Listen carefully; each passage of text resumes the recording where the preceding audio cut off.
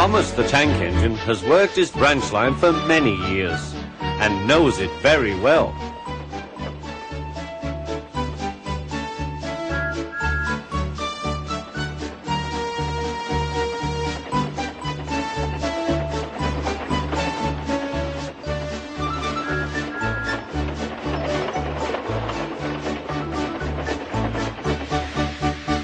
You know just where to stop, Thomas, laughed his driver.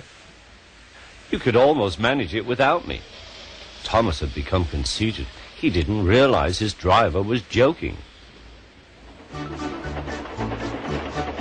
Later, he boasted to the others. Driver says I don't need him now. Don't be so daft, snorted Percy. I'd never go without my driver, said Toby earnestly.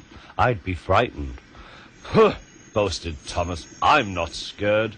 You'd never dare. I would then. You'll see. The next morning the firelighter came. Thomas drowsed comfortably as the warmth spread through his boiler. Percy and Toby were still asleep. Thomas suddenly remembered. Silly stick in the mud, he chuckled. I'll show them. Driver said I could manage without him. I'll just go out. Then I'll stop and wheesh! That'll make them jump. Thomas thought he was being clever. Really, he was only moving because a careless cleaner had meddled with his controls. He soon found it safe. He tried to wheesh, but he couldn't. He tried to stop, but he couldn't. He just kept rolling along.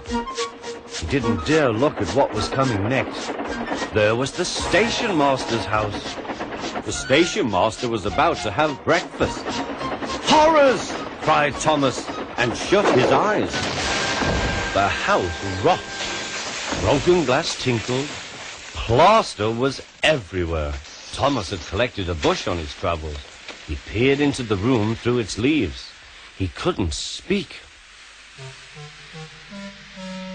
The station master was furious. His wife picked up her plate. You miserable engine, she scolded. Just look what you've done to our breakfast. Now I shall have to cook some more. She banged the door.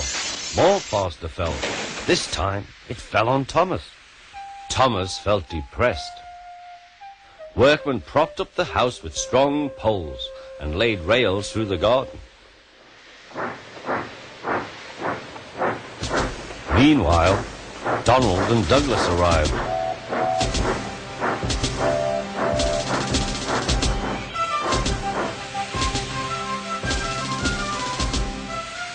Don't bash yourself, Thomas. We'll soon have you back on the rails, they laughed.